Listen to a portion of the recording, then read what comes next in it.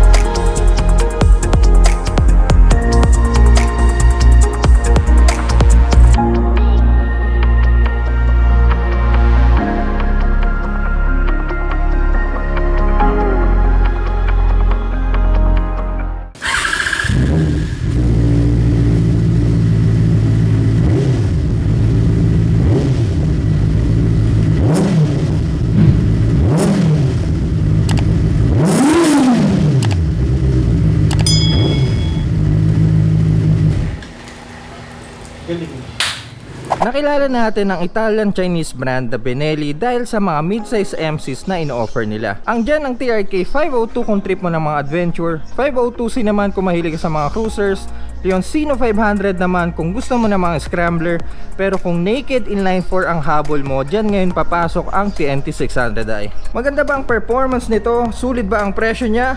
Dapat mo bang bilhin to?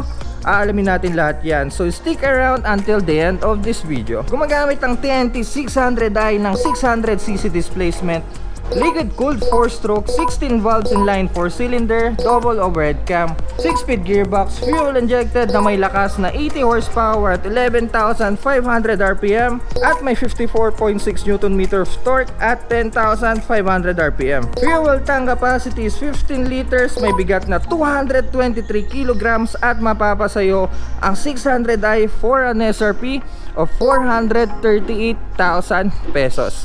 When it comes to styling, one of the good looking 600cc naked na nakita ko. Sa price point niya na 438k, ang laki niya tignan eh. Hindi mo maikukumpara yung itsura niya sa ibang mid-size naked ngayon eh. By the way, in front of you, we got the two-tone black and white color scheme. White sa tank hanggang sa front, tapos black sa side fairings hanggang sa likod. Makikita nyo na medyo edgy yung design ng tank niya hanggang dito sa may side fairings. Pagdating naman sa header, sinimplihan ng Benelli ang pagkakaulma sa kanya. Walang halong arte at kurbada. Ginawa nilang apat na magkakapantay na headers eh. Grabe, ang daming auto sensor nito mga cutie pies oh. Split seat na may napakagandang texture with split grab rail, nice. Monoshock suspension na makikita nyo sa right side ng bike. At kung inakala nyong old school na ang mga underseat exhaust, well, para sa Benelli, hindi issue yun. And this is one of the reason why the Benelli TNT 600i looks so special. Up front, buksan natin yung bike. We have a very nice looking LED headlight. Tignan nyo naman, napaka-astig. Bali, ito na rin yung nagsisilbing daytime running light nyo sa daan. Also, meron din siyang napaka-sturdy na LED turning light. So kahit papano, once na umaandar na kayo, hindi siya nagwawabol.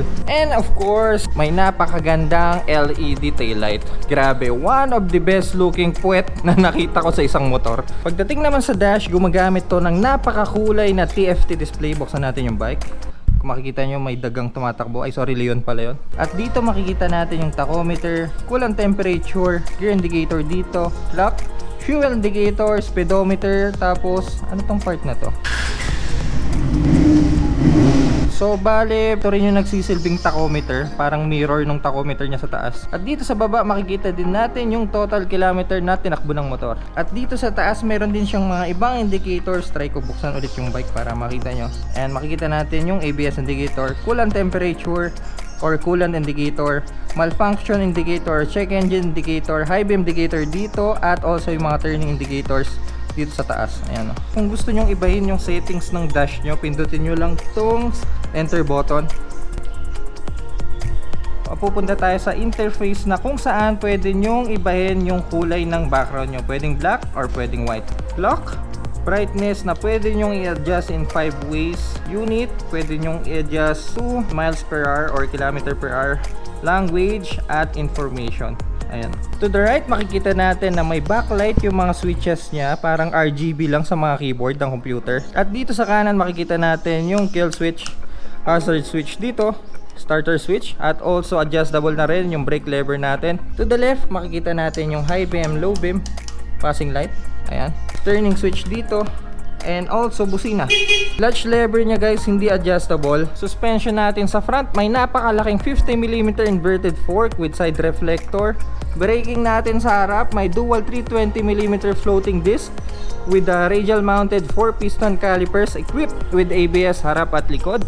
Aluminum alloy swing arm na napakaganda. Braking natin sa likod, naka single 260mm with 2-piston calipers. Aluminum wheels na may stock tire na Pirelli Angel ST 180/55/17 dito sa rear at 120/70/17 naman sa harap. Guys, kailangan ko pa bang sabihin sa inyo kung gaano kaganda ang mga Pirelli tires?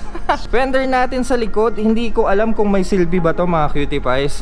Maliit na, tapos may butas pa. Kahit may fender kayo, expect nyo na tatalsik pa rin yung putik sa likod nyo. Anong meron sa ilalim ng upuan? Tignan natin. Alright, buksan natin yung bike. Dito nyo makikita sa may bandang gitna yung susian. So pit lang natin pa kanan, sa may angat dito sa may bandang likod. Yeah!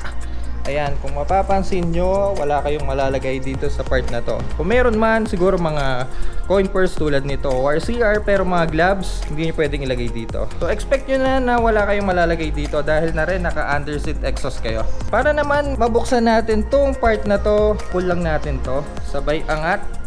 At dito makikita natin yung location ng tools nyo at also location ng battery nyo. Alright mga cutie pies, first ride tayo sa Benelli Tornado Naked Tray 600i. By the way, the tray stands for trellis frame sa pangalan niyang Tornado Naked Tray. Grabe, ang ganda ng design na to. Actually, yung disenyo niya parang halo-halong idea eh. Parang lahat ng maisip ng designer nilagay niya sa motor na to eh. Tignan nyo naman yung mukha, di ba? Napakaswabe. This is the second time sa buong buhay ko na makakahawak tayo ng motor na naka-underseat exhaust. First time ko noon sa 2007 Yamaha R1. Then, ito yung pangalawang beses. So, excited na ako malaman kung ano ang pakiramdam kapag piloto ka ng inline 4 ng Benelli. Okay. Unang upo. Okay, ang lapad ng upuan ah. The seat height is 800mm. I'm 6 foot tall, 88 kilo.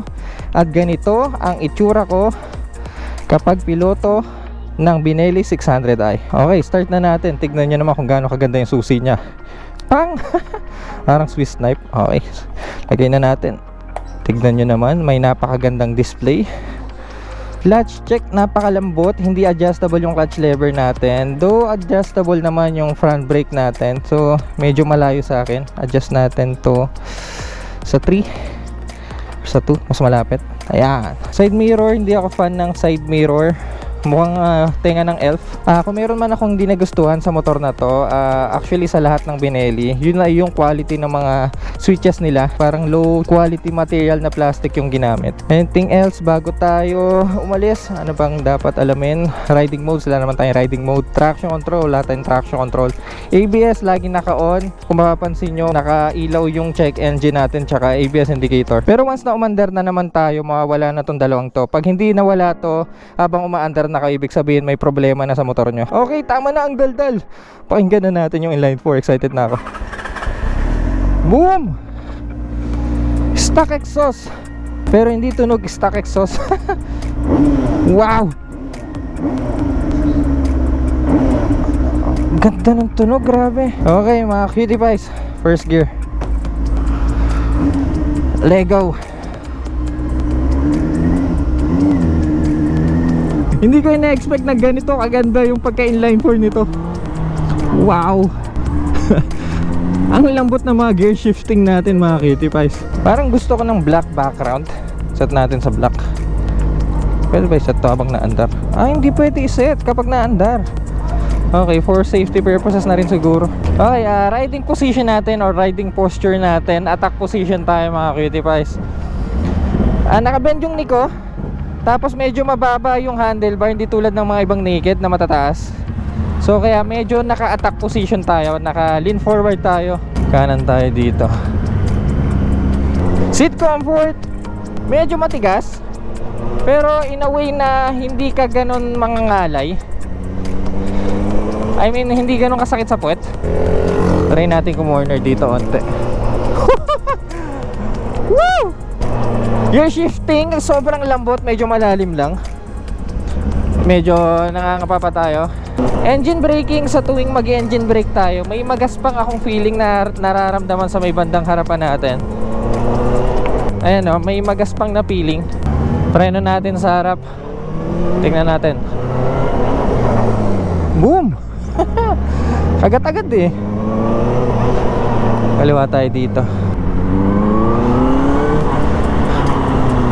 Pag-usapan naman natin yung timbang niya mga cutie pies. 223 kilograms. Aminin na natin, mabigat yon para sa isang mid-size bike, mid-size naked bike.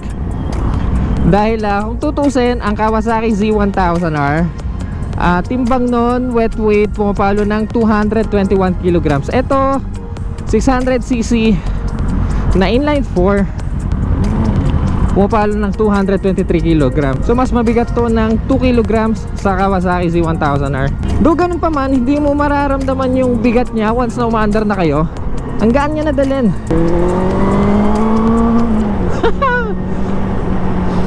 Ang isang factor na nagpapabigat dito mga cutie pies will be the exhaust, the underseat exhaust.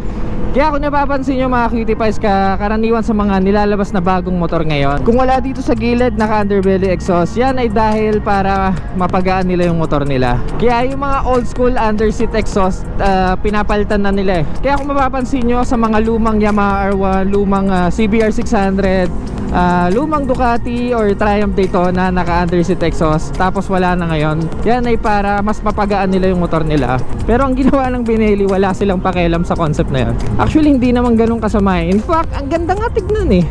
Handling natin mga cutie pies, walang problema. Though sa mga ganitong traffic, mararamdaman mo yung bigat ng motor eh. Ang ganda ng display natin, napakaliwanag.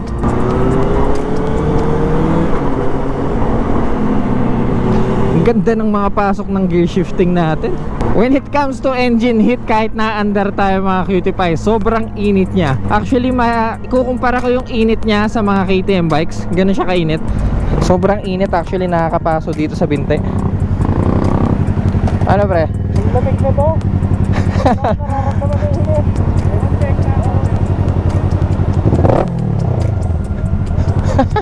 Also yung fan nito guys, medyo maingay siya.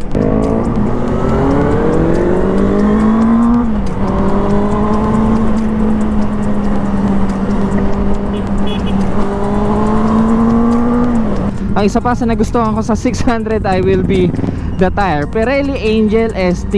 Grabe, stock tire pero naka Pirelli na. Sobrang okay nun. Single compound to. Maganda traction nito, especially sa mga wet and dry conditions. Matataas ang mga mileage. So sobrang ganda talaga ng mga Angel ST.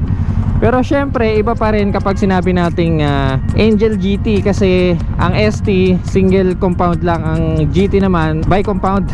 Bro, ayaw tumigil nung fan. Gano'n ba talaga to? Kaya kainit yan. Okay, so I think habang nandito tayo sa stoplight, pwede nating ibahin yung background. Ayan, gawin nating black background.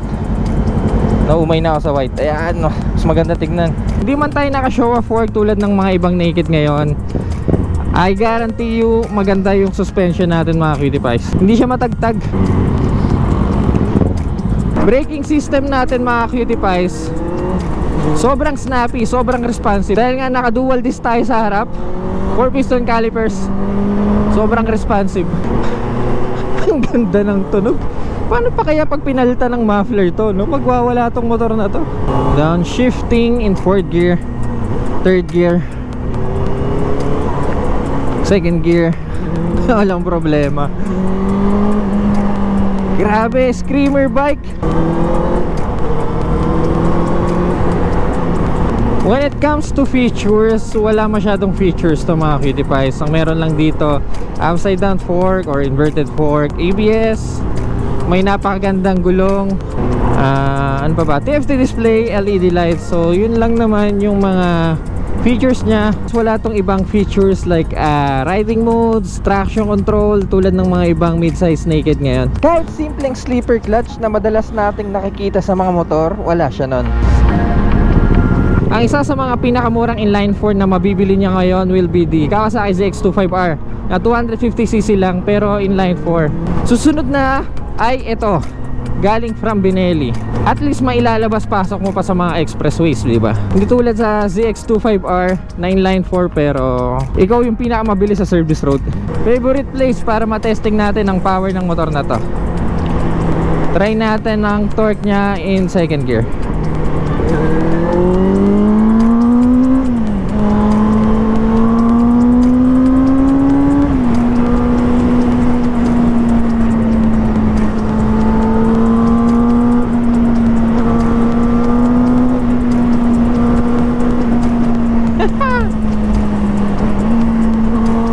Okay. Ang sarap, grabe. Okay, wala siya masyadong torque dahil nga 4-cylinder to. Pero pagpatak naman ng mid to high RPM guys, dun lumalabas yung totoong lakas ng motor na to. So kanina pa tayo pumipiga. Tignan natin kung gaano kainit yung exhaust. Wala man lang ako maramdamang init sa exhaust niya mga cutie pies. Walang kainit-init eh. Pero once na nagpalit na kayo ng exhaust, syempre dun yun na maramdaman yung init ng tambucho nyo, diba? Ang isa pa sa napansin ko sa kanya mga cutie pies, wala siyang fuel consumption reader. Kaya pala sabi ko parang may kulang sa dash. Hinahanap ko kung ilan na ba yung fuel consumption natin, hindi ko makita. Yun pala, wala siyang ganong features. Ano boss, kamusta? Pero ayon naman kay Paradigm Shift, yung may-ari ng motor na to, ang ginagawa niya, binibase niya yung fuel consumption sa trip meter niya. So ayon sa kanya, pumapalo to ng 17 km per liter. Sarap, bagong GS. Anong nagustuhan ko sa motor na to? Syempre number 1 na dyan, yung inline 4 niya. Wala man siyang ganong kalakas na torque, pero mid to high RPM lumalabas yung power niya eh. Also yung tunog niya napakaganda. Pangatlo, yung itsura niya napaka-unique. Though hindi lang ako fan nung itsura nung headers, parang kamay na nakaganon or paa ng gagamba.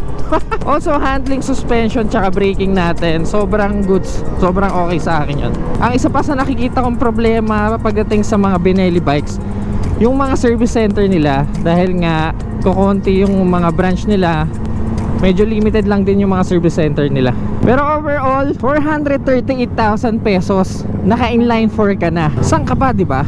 Susunod na dito will be the Triumph Trident na pumapalo ng 499,000 pesos. Tapos kapag nag-add ka naman ng 2,000 pesos, mabibili mo na yung Honda CB650R. Alright mga cutie pies, andito na tayo sa may bandang Evilla. Oras na para bumalik na tayo sa ating mga garahe. Panalo, grabe, sobrang na-inlove ako sa motor na to. By the way mga cutie pies, kasama ko nga pala ngayon si Brother Nico aka Paradigm Shift in YouTube. Direktang tanong, Paradigm Shift, bakit ito yung napili mo despite na ang daming mid-size inline 4 ngayon sa market? Kasi siya yung nag-iisang inline 4 na nasa middleweight, tapos siya yung pinakamura dun sa segment niya. Kaya siya talaga yung umagaw ng attention ko. Oh, nandyan yung mga 2 cylinders, pero iba pa rin yung inline 4 kasi. So bukod dun bro, ano pa yung pumukaw ng attention mo dito? Yung tipong na-inlove ka talaga dito sa motor na to? Unang-una, itong undertail exhaust. Yan, ito talagang undertail. Yung pinaka pumukaw sa yung monoshock niya sa likod, nasa right side lang. Kaya may mga unique features talaga siya. Tapos dito sa harap, para sa price range niya, na isang middleweight, naka-inverted forks na rin siya. Nung pinatest ride sa akin ng Benelli, abot ko siya. Anong height mo by the way? 5'8". 5'8"? Pwedeng makita pare. So sa 5'8" na height, ganito ang itsura yung mga cutie pies. Flat foot ka naman? Semi flat foot. Kapag meron akong OBR, flat foot talaga. Yung weight niya para sa height mo, manageable naman. Manageable naman siya, pero since galing ako sa...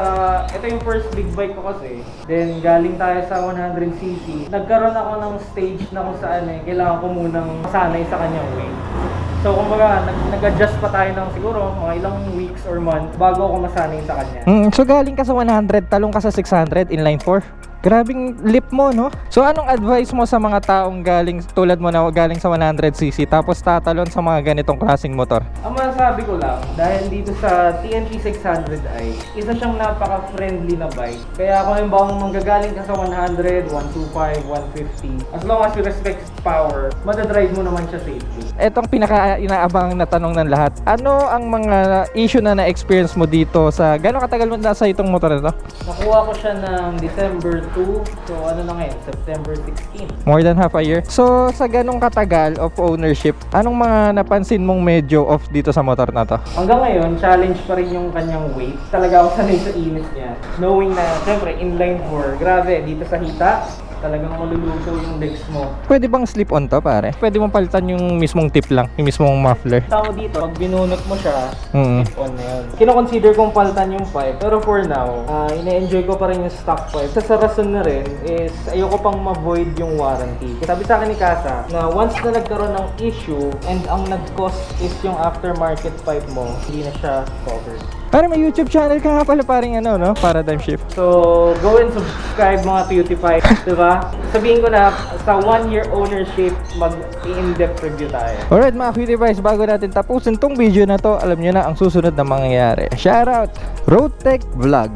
Solid as always ang nag-iisang very detailed and infotainment pagdating sa motor vlogs. Sana manotice at ma-shoutout sa pamilya ko, Pandi Bulacan, watching here in Bahrain. Road Tech Vlog, maraming salamat sa suporta. Mabuhay ka. Rico Angelo Adorable. Boss, ang galing mo mag-vlog. The way you ride, the way you talk. Napapay-smile ako at na-feel ko ang feel mo sa pagdadrive ka sa motor. Pa-shoutout naman po sa next video from Talacogon, Agusan del Sur. Ang lalayo nyo mga cutie pies, grabe. Rico Angelo Adorable. Keep being adorable, okay? Coke Buddy, Idol, shoutout from Bahrain, Middle East. Nakakatuwa contents mo at swabe sa line deliveries. Cook Buddy, big shoutout sa'yo. Mag-iingat ka dyan sa Middle East. At lastly, motorsiklo ni Pepe. Shoutout, pabati naman sa susunod na next video mo. Salamat from Milan, Italy. Ride and roll to the world. Ride safe palagi mga tol. Motorsiklo ni Pepe, big shoutout dyan sa Milan, Italia. Alright guys, kung naghahanap kayo ng affordable inline 4 na mailalabas-pasok nyo sa mga expressways, guys, eto na yun. Nasa harapan nyo na ngayon. Ang Benelli TNT 600i. Okay, kung nag-enjoy kayo sa video na to, please paki-like. At kung mahilig kayo sa mga moto contents, huwag kayong mag-alala. Nasa tamang channel kayo, so make sure to press that subscribe button mga cutie-pies, alright? So, the one and only inline 4 from Benelli, ang 600i mga cutie-pies. See you sa next content. Ciao!